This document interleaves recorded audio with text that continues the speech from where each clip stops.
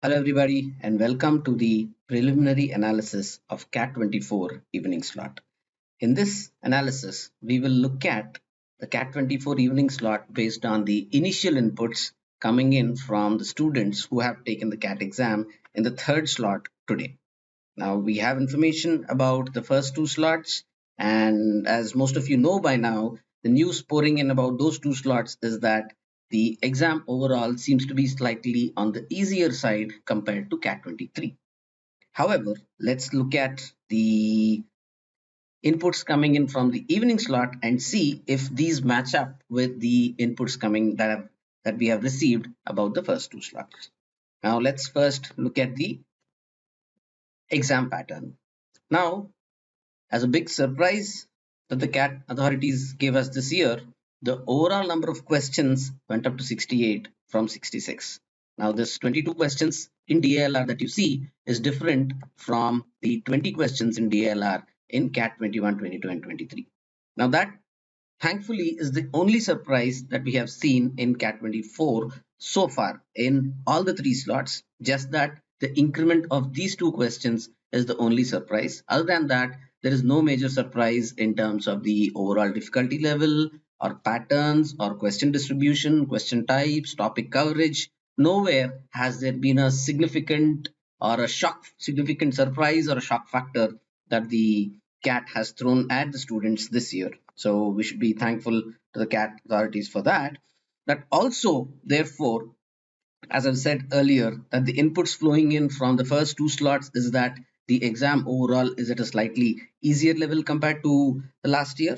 A similar input is coming in about this year also. We'll go through that in detail and analyze that. Before we do that, a quick comparison of the questions across all the three slots this year. As you see, 22, 22, and 22 in quant, no change across three slots, same number of questions in DLR, same thing in VARC. So pattern wise, all three slots at the same number of questions, which is again not much of a news item because that is how the trend has been across all slots over the years.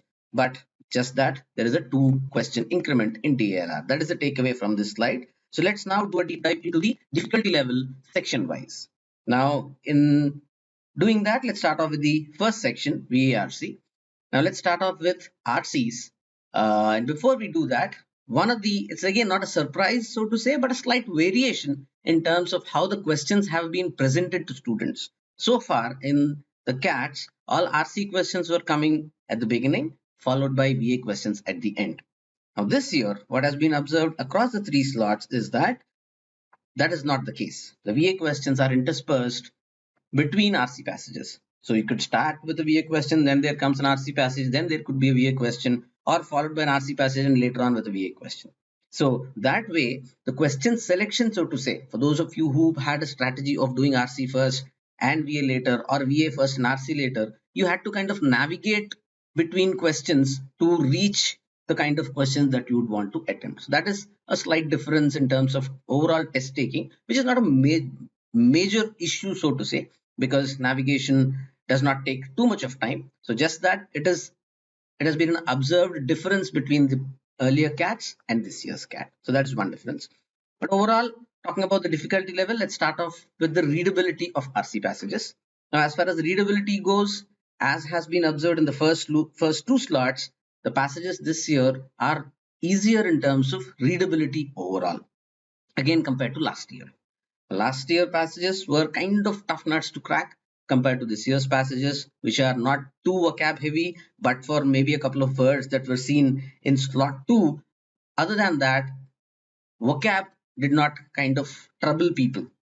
So also in terms of the density of the passages or in terms of the information that one needs to process, overall the passages were not on the tougher side. So that is something which would have delighted many students, particularly the well-prepared ones. However, the surprise was there in terms of the questions. Again, not so much of a surprise because CAT is known for keeping very close options, but these close options this time were also coming in along with double negatives. So usage of words like unlikely to disagree with. Now, unlikely and disagree. So we need to kind of navigate both these two, keep these two options factors in mind, and then go through the passage, navigate the passage while dealing with the question. So that is a bit of a tough ask, so to say, but those who have practiced such double negative questions in our aimcats in our material would kind of have gotten used to doing that. But for those of you who did not do that, may have found this to be slightly on the tougher side, right? So that is one thing, that in terms of questions, while the passages may be easier to read, the questions had close options. Students needed to be very, very careful while they mark their responses. Then came a few. In addition to the passages being readable, there were a few tone-based questions also this year. In the third slot particularly, which has been observed, this feedback is not that much, did not come in that strongly from the first two slots, but in the third slot, a couple of direct tone-based questions have been given, is what the initial feedback from students says. Right now, moving on to verbal ability. Verbal ability had, again, in the third slot also, the para formation questions were missing, odd one out questions, sentence placement questions, and para summary questions. These are the three question types which comprised, which were the 8 questions from verbal ability that were seen in CAT this year. So net overall, the verbal ability section can be said to be slightly on the easier side compared to the last year. Then moving on to the second section, the bugbear of many, the LRDI section. The third slot is mostly DI based. Again, based on initial inputs, we need to kind of do a deep dive with the inputs and confirm this. The other two slots saw a mix of LR and DI, but in this slot, it seems to be mostly DI based. We'll kind of reconfirm that once more inputs come in.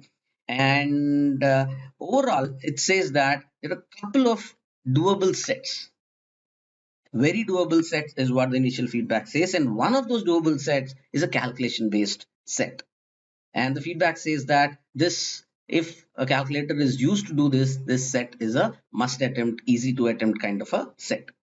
And putting these two sets aside, the feedback is that the remaining 3 sets are not that undoable as well. So that means net the LRDI section this year seems to be easier compared to last year.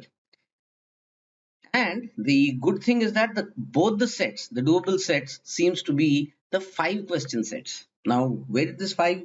Why is this a talking point? Because last year when there were 20 questions, there were 4 sets of 5 questions each. This year, when there are 22 questions, there are 2 5-set questions and 3 4-set questions, adding up to 22. Now, both the doable sets seem to be from the 5-set questions. So that is thankfully a bit of a good news for students, because particularly those of you who strategize to attempt the sets with more number of questions, in the third slot, you would have found them to not only have more number of questions, but also to be more doable compared to the other sets, which is obviously a bit of going to be good news, because easier to solve and more bang for the buck because more number of questions. So net, there is the difficulty level of LRDI seems to be on the lower side compared to last year, in line with what is generally being observed across all the 3 slots. Moving on to quant now. All the major topics, again, not much of a surprise in quant across all the slots. That has been the story. Questions distributed across all the topics in general that we expect from CAT: numbers, arithmetic, time and distance, time and work, ERPV, PPL, SICI, AMA, whatever you name under arithmetic, the topics are covered. In addition to that, a bit of higher math topic like functions. Functions made a re-entry this year, and this has also been observed in the first 2 slots. There were questions in from PNC that were observed. So functions also made a re-entry. And regardless of all this, time students would definitely have an advantage, because the kind of material that has been provided to them, the kind of questions that they were exposed to in the aimcats and the aimcat essays would give them a definite advantage, particularly to those who have prepared using these questions without making sure that they skimp or skip their preparation. All of them would definitely have an advantage. So overall, putting the coverage aside, talking about the difficulty level, quant section also in line with the other 2 sections seems to be a bit lower on difficulty compared to last year. So what does this lower difficulty level mean to the students? It means that higher number of attempts would be required to clear the cutoff, or let's say get to a percentile level where one would get an IIM call. So what would those cutoffs be? What would the sectional cutoff be? What would the overall cutoff be? We will get into all this in the detailed section analysis video, which will be put up very soon, in hopefully a couple of hours, if not earlier than that. and also in the written analysis document that we are going to make available. All right. So stay tuned and all the best.